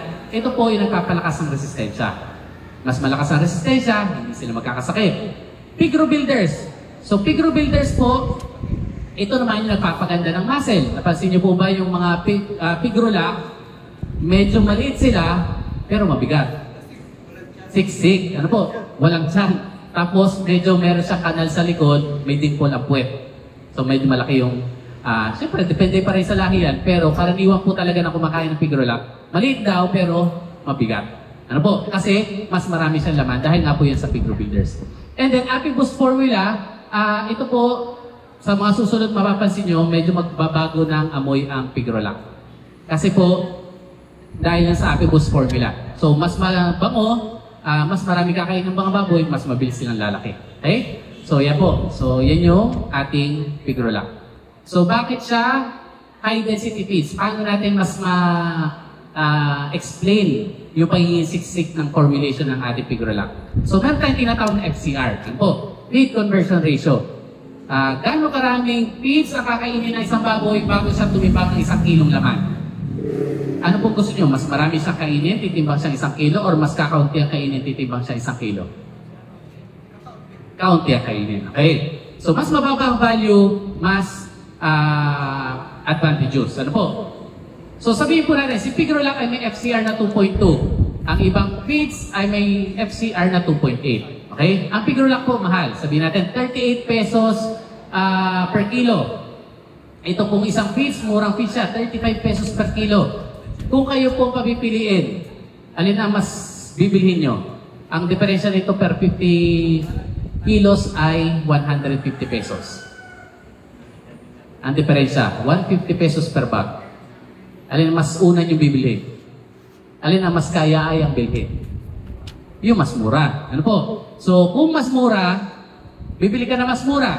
Ngayon po, isama natin sa computation yung kanyang FCR. Okay? So, ito yung si feeds, pero ang baboy mo ay kakain ng 2.8 kilos bago siya tumibang ng 1 kilong laman. So, 2.8 times 35, ibig sabihin, kailangan mong gumastos ng 98 pesos sa feeds bago tumimbang ng 1 kilo yung inyong mga baboy. Ngayon po, check natin sa Pigrola, 38 pesos. Pero ang FCR niya, 2.2 lang. So, 2.2 times 38 pesos. So, ang gastos mo kada kilo ng laman ng inyong baboy sa feeds ay 83 pesos and 86 centavos. Saan ka po mas nakamura? Sa mura o sa mahal? Mahal na feeds. Kasi, high density siya. Ano po? So, mas unti kinakain, pero mas malaki ang dinadagdag sa timbang. So, diferensya po nito, 14 pesos. Kung kayo nagbebenta ng baboy na 90 kilos at meron kang isang inahin, sa isang taon ay makapagbenta ka ng 20 na partners. So, ibig sabihin po, kada inahin nyo ay nawawalan ka ng 25,452 kung ganito po yung pinapakain nyo. 30, mura nga, pero mataas ang FCR. Okay? So, ito po. Meron tayong ginawang comparison sa isang mas murang feeds. So, ito po yung Pigrola. Hindi ko alam kung hindi na po ito updated kasi nag-rollback tayo. And then ito yung isang feeds. Ano po? So, diferensya niya, 300 pesos. So, syempre, mas kung ako lang, kung bago akong racer, mas bibili ko yung mas mura. 300 pesos ang diferensya. Pero, nung kung chinek natin, yung feed consumption, sa Pigrola po, kumain yung mga baboy ng kalahating pre-starter, isang starter, isang kalahating grower, at isang finisher. Samantalang doon po sa isa ay kalahating pre-starter, 2 starter, 3 grower. Ang nagastos mo sa Pigrola, mas mahal siya ng 300 kada bag, 7,700. Dito po, mas mura siya, pero ang nagastos mo, 9,303. Kasi, meron kang isang extra sako na konsumo bago mo maibenta yung baboy mo. So, mas mura nga siya, pero kung Pigrola kang gagamitin mo, meron ka pang savings na 1,602. Kada baboy. Hindi lang po tayo nag-aalaga ng isang baboy. Sabihin mo mag-aalaga ka ng 10 baboy. Magkano yung additional nakita mo? 16,000. Okay? So yan. So yung po pinakita natin kanina na fast growth technology, hindi lang po Pigrola kang meron yan. So yung pong ating Mama Pro, meron po tayong light start. So mamaya di-discuss din natin yan. Meron tayong right start sa early weight, and then sa Pigrola po, meron tayong fast growth technology.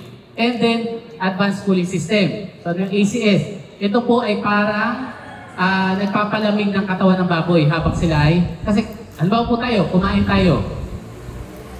Kapag kumain kayo, iinit ang inyong katawan, tama? Ano po? So for example, masarap po bang kumain kapag tanghaling tapat? Mabanas. So hindi kayo kakain ng marami. Kunti lang. Ano po? Kasi kapag kayo kumain pa ng marami, mas lalong iinit ang inyong katawan. Mas magiging hindi kayo komportable. So gano'n mo, wala kang gana. Kaunti lang kakainin mo. Ano po? Pero kung yung inyong kinain ay nakakapagpalamig, halimbawa, tanghaling tapat, kumain kayo ng ice cream. Sarap. Ano po? So, parang gano'n po siya. Ang ginagawa po nito, kumakain ng ating mga baboy pero hindi siya nagpo-produce ng masyadong mainit sa katawan ng baboy. So, anong mangyari? Kakain mas marami si baboy, mas maganda yung nutrisyon na nakukuha niya. Okay? Next, Safe Feed Plus Protection. Ito po yung sinabi natin kanina. Ito yung feed mitigant. Walang nabubuhay na bakterya or virus sa loob ng sako ng Pigrola. Dahil meron po siyang Safe Feed Plus. And then, C-Factor, sa mga gumagamit na po ng Pigrola, siguro po napansin nyo ano po, kung dating mabaho ang dumi ng baboy, kapag nagpakain kayo ng Pigrola ay mabaho na lang. Tama? Ano po? Hindi naman mabaho. Okay? So, hindi natin natanggal yung amoy, pero malaking kabuwasan. Sa susunod po, ito may improve din. Mas lalo kayong, yung kung dati ng mabaho, ano lang? Hindi na masyado. Parang iba pong amoy nun ah. Okay? So ito po mga technology na ito ay galing din sa ating mga partners. Ano po? So ito yun, ATP, Alliance with Technical Partners. So meron po tayong mga international partners from USA, AKI, UAH, and CSA. and then Proud Nutrition from Netherlands. So yung pong mga technology na pinapasok natin sa ating feeds ay makabagong teknolohiya na galing sa ibang bansa. Ano po? So bago natin ipasok yan sa feeds, nagkakaroon din tayo ng local trials para makita natin kung talagang maganda ba. Ano po? So tuloy-tuloy po yan. Ngayon po, pakain tayo. Para lang po, siyempre, mahal ang feeds, tapos mali pa lang para natin ng ating pagpapakain, so magkakaproblema talaga tayo. Ano po? So, sino nga po ulit may inihin? Yan, naubos na. Okay. Okay, so tamang pagpapakain ng inihin. Araw po na paggulog, pinapakain o hindi? Hindi? Araw ng breeding, bubulugan, susumpitan, papabarakuhan, pinapakain o hindi? Konti lang, okay? So, pwede nyo pakainin kalahating kilo, okay lang yun. Ano po? Pinapainom ng tubig o hindi? Pinapainom. Meron po ba dito hindi nagpapainom ng tubig? Wala? Walang gustong umamit. Okay? Kasi iba po talaga, yun, marami tayo na-encounter. Hindi nagpapainom ng tubig sa araw ng sumpit or araw ng barako. Bakit daw? Kasi baka iihi daw ang similya. Okay? Yan. So, iba ang pinapasukan ng similya sa nilalabasan ng ihi. Ano po? Kaya kayo hindi masyadong nagpapakain para hindi masyadong uminit ang katawan. So, kung hindi nyo bibigyan ng tubig, iinit ang kanyang katawan. So, dapat po magbigay kayo ng tubig. So, wala po kayong control sa tubig. Ano po? So, kahit yan ay papabulugan, mga anak, kahit yung pong inyong mga biik na nagtatae, hindi yan tinatanggalan ng tubig. Okay? Meron po ba dito gumagawa nung nagtatae bake? Hindi pa iinumin? Marami po. Okay. So, yun ano po. Kasi, tututusin, kung kayo po nagtatae, pumunta kayo sa doktor, ang sasabihin ng doktor, uminom ng tubig. So, yun yung mga bake na nagtatae, painumin nyo po ng tubig, bigyan nyo ng gamot para tumigil ang pagtatae. Kasi lalo silang ma-dehydrate kung hindi nyo bibigyan ng tubig. Okay? So, ngayon po, after po ng breeding, kinabukasan na pakain nyo 2 kilo sa maghapon. So, 1 kilo sa umaga, 1 kilo sa hapon. Okay? First 10 days po, 2 kilo lang. And then, pagdating po ng day 11 hanggang day 19, 2 kilos pa rin. Pero, depende po sa kanyang katawan. Fit to condition. Ano ibig sabihin ng fit to condition? Nakadepende yung dami ng inyong pakain sa katawan ng inyong inihin. Kung yung inyong inihin ay payat, anong gagawin? Dadagdagan o babawasan? Dagdagan. Kung mataba, babawasan. Ano po? Pero kung normal lang kanyang katawan, maintain mo lang siya sa 2 kilos. Okay? And then pagdating po ng day 90, dito na yung panahon na lumalaki na yung mga biik. So, from 2 kilos, itataas nyo na yung inyong pakain to 3 kilos na. Kasi kailangan na ng inyong inahin ng additional na nutrisyon para po ibigay doon sa kanyang mga biik. Okay? So, 3 kilos na. Pagdating po ng day 100 or 101, magpupurga kayo. Sa pagpupurga nyo, isabay nyo na rin ang pagpapalit ng pakain from Mama Pro Developer to Mama Pro Milk Maker. So, bakit tayo nagbibigay ng Milk Maker 2 weeks bago mga anak? Para maganda ang gatas. Okay? Pero, ang isa pa po dito, kaya tayo nagbibigay ng milk maker kasi meron pong ingredient ng milk maker na nagpapaganda ng colostrum. Ano yung colostrum? Unang gatas ng inihin. Napakasustansya. Ito ay parang bakuna kung ano yung resistensya ng inihin. Yun yung ipapasa niya sa kanyang mga biik, pero dapat maganda yung kanyang colostrum. So, para kung mapaganda natin ang colostrum, bibigyan na tayo ng milk maker 2 weeks bago sila mga anak. Okay? 3 days bago mga anak, unti-unti po natin binabawasan ang pagkain. Bakit? Para hindi mahirapan mga anak, maluwag ang lagusan ng ating mga biik. And ano pa? Para hindi rin masyadong maraming gatas na maipon sa dede. Okay? So kaya tayo nagbabawas. Araw po na panganak, pinapakain o hindi? Hindi. Sa practice po ngayon ay pinapakain. Okay? Nagsusuka. Basta po, binigay nyo lang siya ng pakain. Ano po? Kasi kakain siya kung gusto niya. Kung ayaw niya, at least meron kayo nilagay. Kasi kung tutusin po, kung titingnan natin, sino po nga pala dito ang sa mga kababaihan natin, ang mga may anak na? Aba, wala palang may anak dito, puro dalaga. Daming dalaga po pala dito sa inyong lugar. Okay, doon po, ano po? So, question. Halimbawa po kayo ay mga anak. Kayo mga anak na ano po. 3 araw, napakaunti na lang ang kinakain nyo. Araw na panganganak, hindi kayo kumain. Kaya nyo pa po ba umere? Hindi ka talaga makakain. Konti lang. Ano po? So, pero kung yun nga, pag wala kayo kayo po ay nanganak ng ilan? 2? Hindi po, nung isang anakan lang. 2 agad. Kambal agad. Okay. So, yung inyong inahin, ilan ang pinapanganak? 10, 12, sabi ni ma'am, 14. Ano po? So, kung wala kang lakas, wala kang pinagkukunang lakas, posible po na hindi mo kayang umiri. Kapag nanganganak ang inahin, gusto mo matapos yan agad. Within 5 to 6 hours, tapos na yan. Kasi habang tumatagal po, nangihina na yung inyong inahin. Kapag mahina na ang inyong inahin, hindi na i-irate. Doon tayo nagkakaroon ng problema. Hindi natin may labas yung biig, tuturok tayo ng oxytocin. Ang masama po dyan, kung talaga hindi natin may labas yung biig, baka hindi lang yung biig ang mamatay, pati yung inahin pwedeng mamatay. Ano po? So, dudukutin na talaga. Okay? So, para lang po meron silang additional lakas, maglagay pa rin tayo ng feeds, kahit 1 kilo lang. Kung sila'y gutom, pwede silang kumain. Kung hindi sila gutom, at least meron pa rin silang feeds na nandun. At kung hindi kainin, kaunti lang yung masasaya. Okay? So maglagay ka kahit 1 kilo lang sa labakan. Okay? And then kinabukasan po ang pakain natin 1, 2, 3. So hindi yan biglaan, bigyan nyo agad ng maraming pakain. Okay? So kinabukasan po ang pakain nyo 1 kilo. Sa sunod na araw, ilang kilo? 2. So yung 1 kilo nyo po, dadagdagan nyo ng 2 kilos pa. So ilang kilo na? 3 kilos na. Pangatlong araw po, yung 3 kilos nyo, dadagdagan nyo ng 3 kilos pa. Ilang kilo na? 6. Kaya po ba yung ubusin ng inhim? Kaya. Kaya, ano po? Pero kaya po yan ang inhim, pero karamihan po ang may hindi kaya, yung may-ari. Tama? Tama. Kasi ang mahal ng feed, so nangyayari, papakainin ko na lang yung aking inahin, 4 na kilo, tama na yan. Okay? So ano mangyayari doon sa inahin? Dito po tayo nagsisimula magkaroon ng problema. Yung inahin nyo mga ngayayat. Yung inahin nyo mawawala ng gatas. Ano po? Big nyo magtatae. And then yung inahin nyo, kapag sila po ay sobra bumagsak ang katawan, mawawala yan sa kondisyon. Pag winalay nyo yan, instead na ilang araw dapat maglalandi? 4, 5, 7. Instead na 7 araw maglandi na siya, baka abutin niya ng 2 linggo, 2 buwan, or 2 taon. Meron po ba dito umabot ng 2 taon?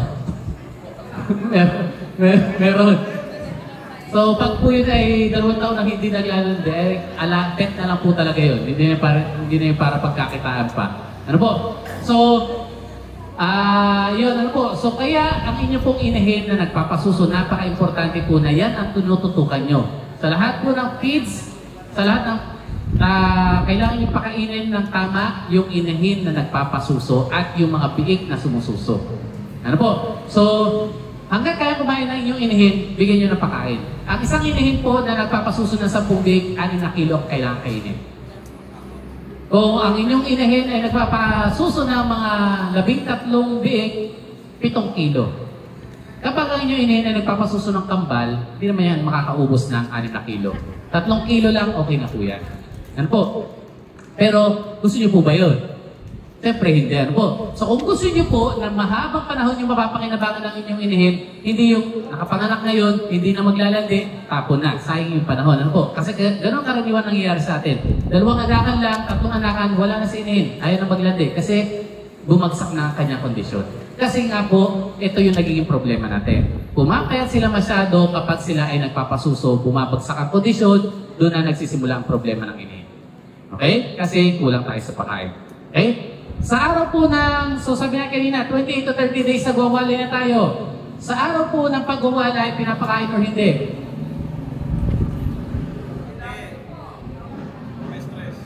Pwedeng hindi para ma-stress. Ano po? So yung tinatawag nating positive stress. Pag na-stress ang inahin, mas mabilis siya maglalandi. Okay? So ano pang mga positive stress natin? Pwede nyo gutumin, pwede nyo ilabas ng kulungan, pero ngayon po may ASF, huwag nyo munang ilabas. Ano po? Pero dito wala mong ASF. Pero pag pinalabas nyo po, siguraduhin nyo lang na babantayin nyo, baka mamaya nasa kapitbahay na. So, nakimarates. Baka po kasi gutom naghanap ng ibang pagkain. So, pwede nyo re-expose sa barako. Kung wala kayong barako, pwede kayong maghingi kay Sir Teddy ng laway ng barako. So, expose nyo dun sa laway. Ano po? So, yan. Yun po yung mga paraan para mas mabilis silang maglandi. Okay? Kinabukasan, ang pagkain po natin, kapag sila ay dry na, 3 to 4 kilos.